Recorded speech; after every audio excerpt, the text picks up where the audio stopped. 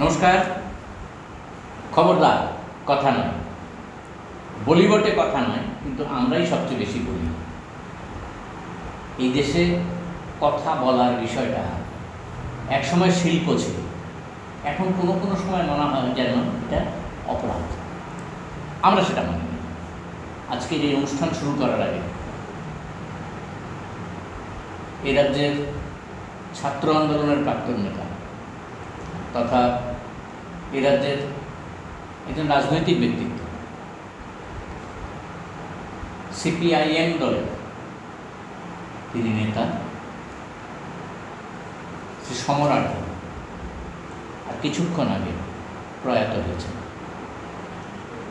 তার স্মৃতির প্রতি শ্রদ্ধা জানাই এবং সমরদার শোকসন্তপ্ত পরিবারের প্রতি খবরদার কথা নয় পক্ষ থেকে শোক জ্ঞাপন করছি। সম্রাট সম্পর্কে নতুন করে কিছু বলার নেই, কোনোদিন সুযোগ থাকতে নিশ্চয়ই বলা যাবে। আজকে আমরা অন্য একটা বিষয়ে যাব। তার আগে বলি, যে বিষয়টা নিয়ে কথা বলব সেটা এই দেশের যে অসাম্য চলছে, এই দেশ আমাদের ভারতবর্ষের কিছু কিছু বিষয় আমাদের উদ্বিগ্ন করে তোলে। বাজেট হলো সামাজিক ব্যবস্থাপনায় অর্থনীতির ভাষায় স্পষ্ট করেই বলা হয় যে পুরনো মদ পুরনো বোতলে, নতুন বোতলে নয়, পুরনো বোতলে। অর্থাৎ সক্ষম অঙ্গনওয়াড়ি কেন্দ্র দিয়ে যদি আমরা ধরি, তাহলে আপনারা দেখবেন এই বাজেটে অনেক বক্তৃতা করতে হয়েছে। এই বাজেটে এই অঙ্গনওয়াড়ি কেন্দ্রের যারা রয়েছেন তাদের জন্য বাজেট আক্ষরিক অর্থে কমানো হয়েছে। যদি টাকার অঙ্কে দেখেন মনে হচ্ছে একটুখানি বেড়েছে। গত বছর ছিল 20,554 কোটি টাকা, এবার হচ্ছে 21,200 কোটি টাকা। অর্থাৎ 2018 সালের পরে ওদের কোনো টাকা পয়সা বাড়েনি, এবারও বাড়ানোর কোনো সম্ভাবনা নেই। এরকম অনেক ঘটনা রয়েছে।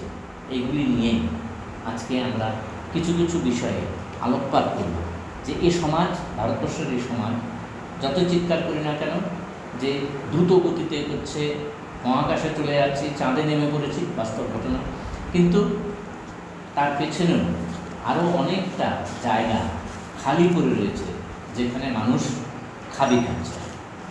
আজকে এ নিয়েই আলোচনার জন্য আপনাদের অত্যন্ত পরিচিত মুখ আমাকে এখানে এসে আমরা অনুরোধ করেছিলাম। শ্রীমতী অলকানন্দ চৌধুরী আমার বাঁদিকে বসেছেন, সাহিত্যিক, লেখিকা, বাচিক শিল্পী, অনেক কিছু বলা যেতে পারে। আমরা আজকে তার মতামত নেব। এই যেহেতু শিক্ষা জগতের সঙ্গে দীর্ঘ অভিজ্ঞতা, তার মহাবিদ্যালয় স্তরে ছাত্রছাত্রীকে পড়িয়েছেন, তার একটু নিজস্ব অভিজ্ঞতা রয়েছে। আলোকাদিক সমরদা মারা গিয়েছেন, তার সম্পর্কে এক লাইন হলেও শুনে পরের প্রশ্নে যাব। আজকে কিন্তু সত্যি অর্থেই মানে মনটা খারাপ হয়ে যায় যখন দেখছি যে আমরা যাদেরকে দেখেছি বা রাজনীতিতে যারা সেই সময়ে মানে উপরের দিকে আসছেন, সেই সব মানুষরা তারা আজকে চলে যাচ্ছেন। হ্যাঁ, এটা তো সত্যি অর্থেই মানে মন খারাপ হওয়ার মতো। কারণ আমরা যখন কলেজে পড়তাম তখন আমরা কিন্তু সমরাটদের বক্তৃতা শুনতে গেছি। কিছুদিন আগে চলে গেলেন সমীর চক্রবর্তী, আমরা বক্তৃতা শুনতে গেছি এবং মিছিল করে। আমার এখনও মনে আছে যে সম্ভবত ফায়ার ব্রিগেড চৌমুহনীতে একটা কিসের আজ আর মনে নেই, কিন্তু আমরা সবাই গেছিলাম এবং সেখানে মানে এদের বক্তৃতা শুনে মুগ্ধ হয়েছিলাম যে কি করে এইভাবে কথা বলা যায়। এরপরে দীর্ঘ সময় কেটে গেছে, আমি সমরাঢ্যের কথাই বলছি।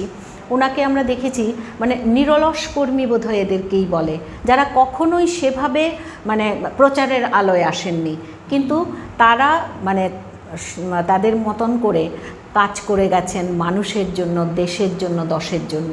এই মানুষরা যখন চলে যান তখন সত্যি অর্থেই আমরা নিঃস্ব হই। হ্যাঁ, আমাদের কষ্ট হয়, যন্ত্রণা হয়। আজকেও সেইটাই উপলব্ধি করছি। মূল বিষয়ে যাই তাহলে। অবশ্যই। সেটা হচ্ছে যে ভারতবর্ষের একটা সমাজ রয়েছে, সমস্যা অনেক, নারী শক্তি বৃদ্ধির কথা বলা হচ্ছে, তার ভেতরেও রয়েছে। কিন্তু এই অগ্রগতির পেছনে অনেকটা জায়গা ফাঁকা রয়ে গিয়েছে।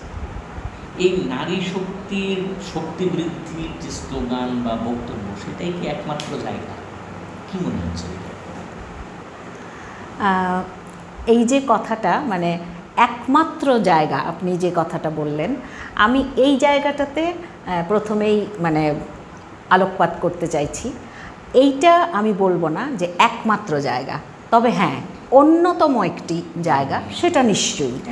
এখন আমরা তো মানে শুনে এসেছি দীর্ঘকাল ধরে যে নারীর ক্ষমতায়ন বা নারীদেরকে শিক্ষিত করা, নারীদের সচেতন করা, নারীদেরকে সমান অধিকার দেওয়া, অর্থাৎ কিনা সেটা তার পরিবারের ক্ষেত্রে, সামাজিক ক্ষেত্রে, দেশজ রাজনৈতিক সমস্ত জায়গাতেই তাকে সমান জায়গা দেওয়া, এই ব্যাপারগুলো যে সকল দেশে একেবারে প্রথম সারিতে চলে গেছে, সেই সব দেশগুলো উন্নত, এটা আমরা একদম চোখের সামনে দেখতে পাচ্ছি। এখন ভারতবর্ষের কথা যদি বলতে হয়, তাহলে এটা তো সত্যি কথাই যে নারীর উন্নয়ন হয়েছে, কিন্তু যে দীর্ঘ পথ আমরা পেরিয়ে এসেছি, তারপরেও আমাদের যে সামাজিক অবস্থান সেটা একেবারে পরিবর্তিত হয়ে গেছে, এটা কিন্তু এখনও বলতে পারছি না আমরা। অতএব এটা একটা সমস্যা কিন্তু থেকে গেছে। সমস্যাটার হয়তো একটা পার্সেন্টেজ ঠিক হয়েছে, কিন্তু বাকিটা রয়ে গেছে। সেই জায়গাটাকে ঠিক যদি করা হয়, মানে যদি অগ্রাধিকারও দেওয়া হয় এই জায়গাটাকে, তাতে আমার মনে হয় যে সমাজের যে চেহারাটা আমরা দেখতে চাইছিলাম, হয়তো আমরা তার কাছাকাছি পৌঁছে যাব। এটা মানে দরকার। এবার আমি কখনোই বলবো না যে এই কাজটা কেবলমাত্র সরকার করবে বা মানে এটা অন্য কেউ করে দেবে, তা কিন্তু নয়। এটা হবে যে সমাজের মানে প্রতিটি স্তরের মানুষের ভেতরে যখন এই সচেতনতাটা আসবে, তখনই কিন্তু এটা সার্বিক সাফল্য পেতে পারে। সেটা হওয়ার লক্ষণ যে খুব একটা দেখতে পাচ্ছি তা কিন্তু নয়। যে কারণে মানে নারীরা এত কিছু করার পরেও একটা বেসিক ব্যাপার যে নিরাপত্তা বা নারীর সম্মান, হ্যাঁ, এই ব্যাপারগুলো এত মানে ধোয়াটে। নারীর সম্মানটা কিসে? তাকে অসম্মান করার সবচেয়ে ভালো পথ হচ্ছে তাকে শারীরিকভাবে নিগৃহীত করা, তার ধর্ষণের শিকার করা, এই ব্যাপারগুলো। অথচ এখনো পর্যন্ত নারীদেরকে এই ব্যাপারটা সমাজ এখনও এই মানে দেয়নি, মানে তাকে এই সাপোর্টটা দেয়নি যে ধর্ষণ বা তোমার শারীরিক নিগৃহীত করা বা তাকে কোনোভাবে অপমানিত করা, গালিগালাজ করা, তাতে তার সম্মানহানি হয় না।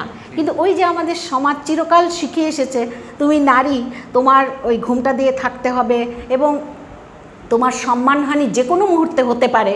তোমাকে যদি কেউ মানে উঁচু স্বরে তোমাকে যদি কেউ গালিগালাজ করে বা উঁচু স্বরে কথা বলে, তাতে তোমার সম্মানহানি হবে। এই যে মানে কিছু কিছু ভুল ধারণা, তার শিকার হয়ে মেয়েদের যতটা এগিয়ে আসার কথা ছিল, যতটা সরব হওয়ার কথা ছিল, সেগুলো কিন্তু হয়নি। এবং হয়নি বলেই এই আপনি যেটা বললেন যে এটাই কি একমাত্র পথ, না একমাত্র নয়, কিন্তু অন্যতম পথ, এবং সেটা যে অনেকটাই ফাঁকা, অস্বীকার করার পথ নেই। দ্বিতীয় প্রশ্নে যাওয়ার আগে আমি একটা আপনাদের জন্য একটা তথ্য দিচ্ছি। সেটা হচ্ছে প্রধানমন্ত্রীর মাতৃ যোজনা বন্দনা, এটা একটা ছিল। সেখানে 90 মা হবেন, অর্থাৎ অন্তঃসত্ত্বা মহিলাদের জন্য একটা টাকা নির্ধারিত ছিল। এই জায়গায় দাঁড়িয়ে 23-24-এ যে টাকাটা ছিল তার থেকে অনেক কমানো হয়েছে। 5,000 টাকা করে ওরা পেতেন, আমরা চোখে দেখিনি, জানি মানে কাউকে পেয়েছেন বলে আমরা শুনিনি, হয়তো পেয়েছেন। কিন্তু এই মুহূর্তে এই টাকাটা 2017 সাল থেকে কিন্তু এটা চালু আছে। এই মুহূর্তে এই টাকাটার পরিমাণ বাড়ানো হয়। আরেকটা বিষয়, আরেকটা তথ্য, এটা সাংঘাতিক তথ্য, সেটা হচ্ছে জাতীয় সামাজিক সহায়তা কার্যক্রম, যেটাকে বলা হয় NSAP, তার তথ্য দিয়ে ভারত সরকার জানাচ্ছেন যে 2009 সাল থেকে 200 টাকা করে ভাতা পেতেন যে বয়স্ক মহিলারা, সেই টাকা আজও বাড়ে। আপনার সঙ্গে কথাটা মিলে যাচ্ছে যে এই অসাম্য বিষয়টা এখনো চালু রয়েছে। এই জায়গা থেকেই যদি ধরি, এই সমাজে সামাজিক এবং অর্থনৈতিক এই অসাম্য ব্যবস্থাটাকে কীভাবে আপনি দেখছেন? কেউ খেতে পাচ্ছে, কেউ খেতে পাচ্ছে না। একদম। এখন এই কদিন আগেই আমি একটা মানে কার লেখা এখন ঠিক মনে নেই, আলোচনার মধ্যে দেখছিলাম আর কি, লেখা হয়েছে যে ভারতবর্ষে এই মুহূর্তে 3টি জটিল সমস্যা, সেই 3টে জটিল সমস্যা মানে খুব পরিচিত ব্যাপার, যে একটা হচ্ছে ক্রমবর্ধমান বেকারত্ব, মানে এটা তো একটা মারাত্মক অবস্থা, সেটা আমরা দেখতেই পাচ্ছি। আরেকটা হচ্ছে খাদ্যপণ্যের ভীষণ রকম মূল্য বৃদ্ধি, ভীষণভাবে দাম বাড়ছে, আর অর্থনৈতিক অসাম্য। এখন এই যে ব্যাপারগুলো আমার মনে হয় যে প্রথম দুটো যে বললাম আমরা, সেটা সেই দুটো কিন্তু ওই লাস্ট যেটা বললাম অর্থনৈতিক অসাম্যেরই ফল। এখন অর্থনৈতিক অসাম্য ব্যাপারটা কি করে হচ্ছে সেটা দেখতে গেলে আমি যদি মানে ধরুন কিছু কিছু গল্প বা পত্রপত্রিকায় যেরকম পড়েছি যে উন্নত দেশগুলোতে আমরা দেখতে পাই যে যে যে কাজ করেন, যাই করেন না কেন, মানে তার তো একটা সামাজিক অবস্থান আছে। যে আমরা যেমন দেখতে পাই যে একটা কোম্পানির সিইও আর একটা কোম্পানির সাধারণ কর্মচারী, আমরা যেমন ধরেই নিয়েছি যে এদের মধ্যে মাইনের একটা বিরাট রকম ফারাক থাকবে, এবং তাই হচ্ছে। কিন্তু অনেক উন্নত দেশে কিন্তু দেখা গেছে যে একটা বেসিক যে ব্যাপার, সেখানে কিন্তু দুজন প্রায় কাছাকাছি, যে কারণে তাদের মানে সমাজে তাদের যে জীবনযাপনের যে পদ্ধতিটা, সেইটা কিন্তু মোটামুটি কাছাকাছি। সেখানে কিন্তু এরকম নয় যে আমরা যেটা দেখতে পাচ্ছি যে কারখানার শ্রমিক সে রাতে কি খাবে তার হয়তো সেটা মানে খোঁজ নেই। হ্যাঁ, কিন্তু সে হয়তো গাড়ি বাড়ি চাইছে না, কিন্তু যে এই বেঁচে থাকার জন্য অন্ন বস্ত্র বাসস্থান এই ব্যাপারগুলো, সেগুলোরও মানে পরিপূরণ হচ্ছে না। হ্যাঁ, কিন্তু যিনি একেবারে উঁচু লেভেলে রয়েছেন, তার জীবনযাত্রায় তো দেখা যাচ্ছে তিনি আগামীকাল কি মানে কিনবেন বা কি খাবেন বা কোথায় বিদেশে বেড়াতে যাবেন, সেগুলো নিয়ে তার সমস্যা। তাহলে এই জায়গাটাতেই তো আমরা বুঝতে পারছি যে কিভাবে অসাম্য ব্যাপারটা কিভাবে আসছে। আমি বলতে চাই, রাষ্ট্রায়ত্ত একটা মানে সংস্থা, সেখানে একটা লেভেলের পর, মানে আমি এটা দেখেছি আর কি, একজনের একটা লেভেলের পর তাদেরকে বছরে একটা এরকম 4 লাখ বা এরকম একটা টাকা দেওয়া হয় তার ফার্নিচারগুলো চেঞ্জ করার জন্য, এবং সেক্ষেত্রে তাদের স্ত্রীরা খুব ব্যস্ত হয়ে এই মানে যে ফার্নিচারগুলো আছে সেগুলো হয়তো নতুনই ভালো, সেই ফার্নিচারগুলোকে কোথাও না কোথাও যেমন তেমনভাবে বিক্রি করে দিতে হয়, দিয়ে নতুন তারা আবার কিনবে, কারণ ওই 4 লাখ টাকাটা এই কাজেই ব্যবহার করতে হবে। এটা দেখে আমার কিন্তু মনে হয়েছে যে কি সাংঘাতিক অপচয়, আমি ঠিক এই শব্দটাই বলবো যে অপচয়। তার কারণ হচ্ছে আমাদের দেশ, যেখানে ওই যে বললাম যে রাতে মানে খাবার খায় না, খেতে পায় না, বাধ্য হয়ে তারা খালি পেটে ঘুমোতে যায়, সেই দেশে এরকম ব্যবস্থা কি করে হয় যে যেখানে তাদেরকে শুধুমাত্র ফার্নিচার কেনার জন্য এটা অনুদান হিসেবে দেওয়া হচ্ছে? কি করে হয় এই ব্যাপারগুলো? এখন এইটা তো একটা নয়, এটা তো আমি একটা মানে উদাহরণ বললাম, এরকম অসংখ্য উদাহরণ আমরা কাজের লোকের জন্য আউট হাউস দেওয়া আছে, একদম ঘুমোচ্ছে, আর ওদিকে ফার্নিচারের জন্য 3 লক্ষ টাকা রয়েছে। তো এই যে ব্যাপারগুলো, এটা তো ইদানিং আরও বেশি করে হচ্ছে, কারণ হচ্ছে আগে তো অতটা প্রচারের ব্যাপার ছিল না, এখন তো মানে প্রচার মাধ্যমগুলো একেবারে মনে হয় যেন মুখে বসে আছে, কোথায় কি হচ্ছে না হচ্ছে সেগুলোকে দেখানোর জন্য। এখন ওটা দেখাতে গিয়ে এমন কিছু কিছু দৃশ্য আমরা দেখছি যে দেখে আমাদের চমকে ওঠা ছাড়া কোনো পথ থাকছে না। এখন যেমন বলছি যে ইদানিং এই অল্প কিছুদিনের মধ্যে আমাদের দেশ জুড়ে যে একটা মেগা ইভেন্ট হলো, সেটা কি না, একটা মানে ধনকুবের পরিবারের একজনের মানে ছেলের বিয়ে হলো। সেইটা মানে যেন মনে হলো সারা ভারতবর্ষ মানে বাধ্য হলো সেই হিন্দি শব্দ নুমায়েশটা দেখার জন্য। ব্যাপারটা কীরকম, যেমন বিয়ে আমি মনে করি এটা হচ্ছে একটা মানে সামাজিক টামাজিক এগুলো ছেড়েও যে এটা হচ্ছে একটা পারিবারিক অনুষ্ঠান, দুটো পরিবার, এবং সেখানে একটি ছেলের সঙ্গে একটি মেয়ের বিয়ে হচ্ছে, দুটো পরিবার গ্রন্থিবদ্ধ হয়, সেখানে কিছু আত্মীয় পরিজনদের বন্ধুবান্ধবদের সমাগম হয়, সেখানে একটা প্রীতি সম্মেলনের মতন ব্যাপার হয়। এবারে এই জায়গাটায় সবাই চেষ্টা করে যে আমার যেটুকু ক্ষমতা আমি সেই অনুযায়ী একটু সুন্দর করে সব কিছু করবো, সেখানে যারা আসবে এবং যে দুটি নবদম্পতি তাদের ওই দিনটা তাদের কাছে একটা স্মরণীয়, অতএব যতটা সম্ভব চেষ্টা করা হয় এই জিনিসগুলো সুন্দরভাবে করার জন্য। আমাদের সামাজিক অবস্থানটাও এইরকম যে ছেলে মেয়ের বিয়ে হয় কিন্তু সেখানে মূল মানে পার্টটা কিন্তু গ্রহণ করেন মা বাবারা। বিদেশে কিন্তু সেরকম নয়, ছেলেমেয়েরা নিজেদের টাকাতেই বিয়ে করে, এখানে কিন্তু তা নয়। তো এই ক্ষেত্রে আমার মনে হলো যে এই যে বিয়ের যে ইভেন্টটা আমরা দেখলাম, তাতে আমার প্রথমে একটা কথা মনে হয়েছে যে আজকাল অভিভাবক এবং মানে বাচ্চা ছেলেমেয়েরা যারা ভবিষ্যতে বিয়ে করতে যাবে, সংসার জীবনে প্রবেশ করবে, দুই দলেরই সামনে একটা বিরাট সমস্যা এলো। তার কারণটা হচ্ছে যে সাংঘাতিক স্নেহের কারণে মা বাবা কি ভেবে বসবেন যে কিছুই তো করা হলো না যদি ওইখানে তুলনা করা হয়। আর ছেলেমেয়েরা যারা বিয়ে করতে যাচ্ছে বা সংসার জীবন যাপন করবে, তাদের মনের মধ্যেও এরকম একটা হয়তো একটা হীনমন্যতা কাজ করবে। একই দিনে তো অনেক কটা বিয়ে হয়ে যায়, অবশ্যই। তো তার তুলনায় চলে যায়, তুলনা তাদের না আবার এরকম হয়ে যায় যে হীনমন্যতায় ভুগবে, যে আমাদের বোধহয় মানে ওই এদেরকে ওই বিষয়ের যে পরিবারটা বা যে পিতা তার সন্তান হওয়াটাই বোধহয় উচিত ছিল। হ্যাঁ, এটা ভগবান বোধহয় তাদের উপর একটা একটু অ্যাড করে, এটা কি সামাজিক ত্রুটি বলবেন না কি দেবেন? হ্যাঁ, আমি বলছিলাম যে তাদের হয়তো মনে হবে যে ভগবান একটা অবিচার করে ফেলেছেন তাদের উপরে। তো এই যে অবস্থাটা, সেটা মানে আপনি যেটা বললেন যে এটাকে আমি কি ভাববো, সামাজিক ত্রুটি না মানে কি ভাববো? অবশ্যই ত্রুটি, মানে সামাজিক ব্যর্থতা।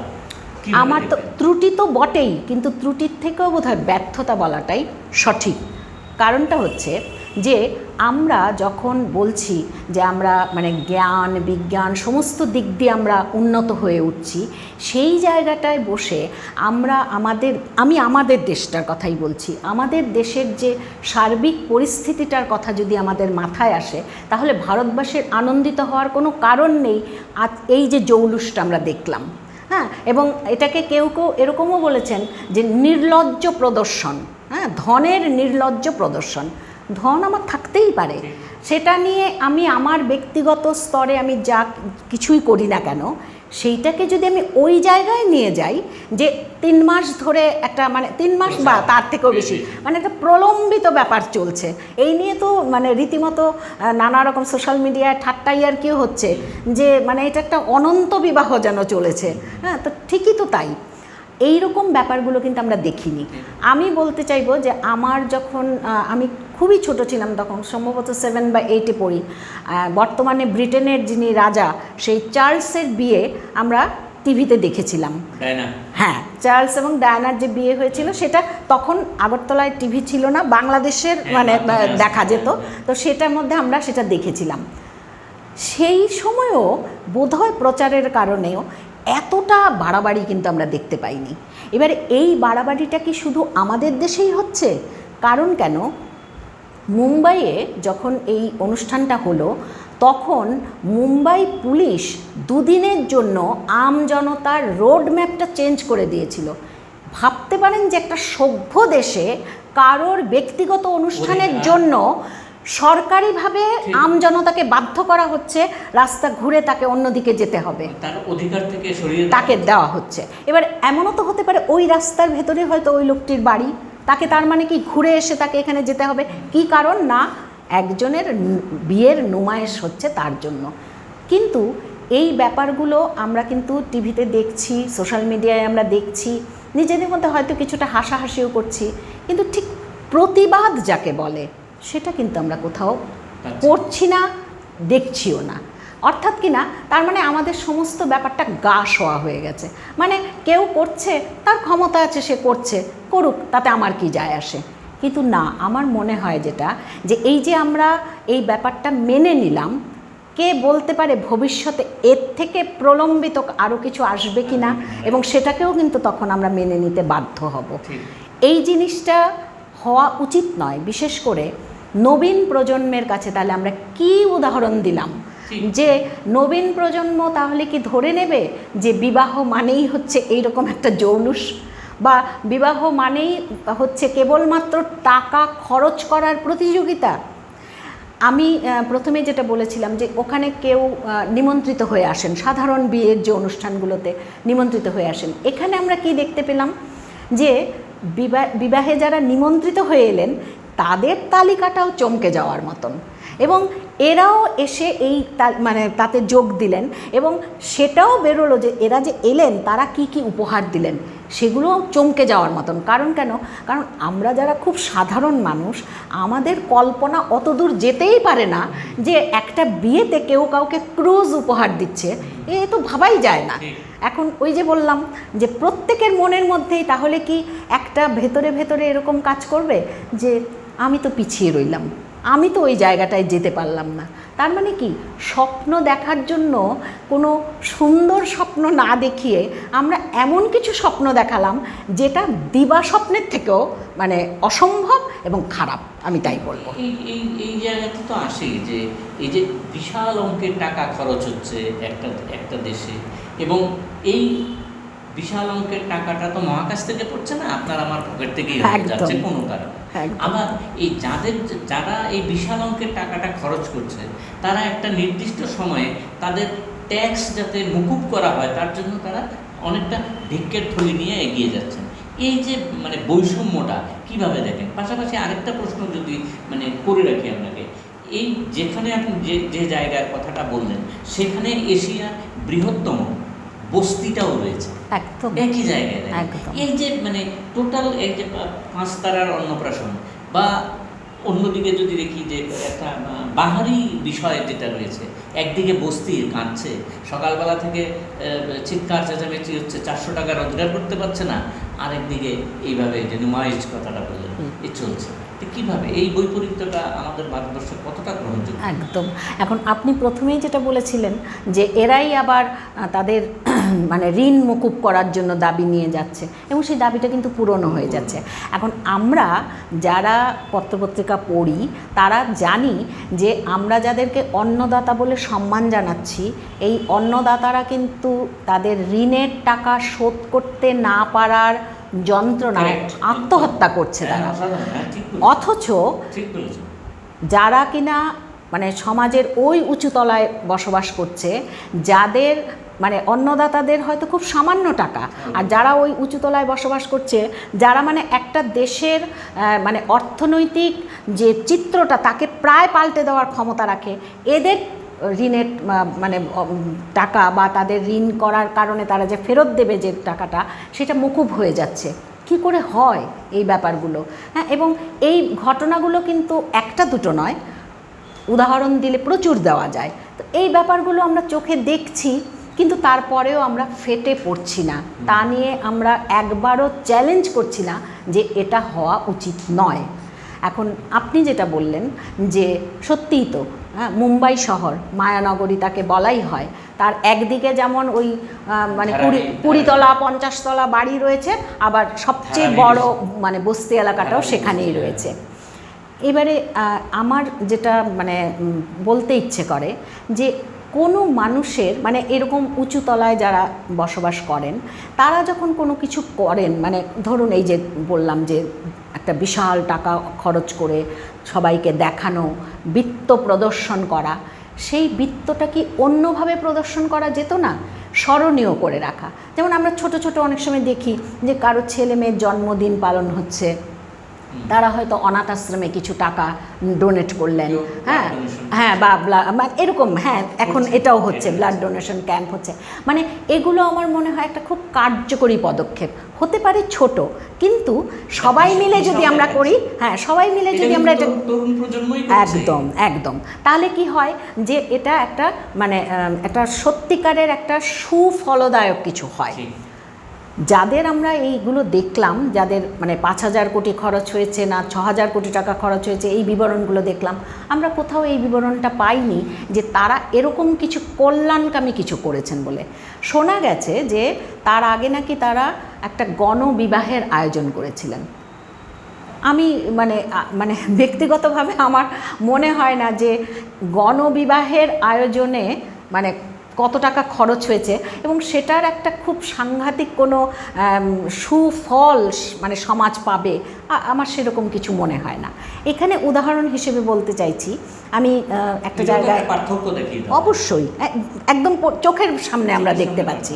এবারে এটার উল্টো দিকে যে সাধারণ মানুষ যেটা করতে পারে, সেখানে আমরা দেখেছিলাম, আমার এই মুহূর্তে মনে পড়ছে না কোন রাজ্যে, খুব সম্ভবত মানে দক্ষিণের কোনো একটা রাজ্যে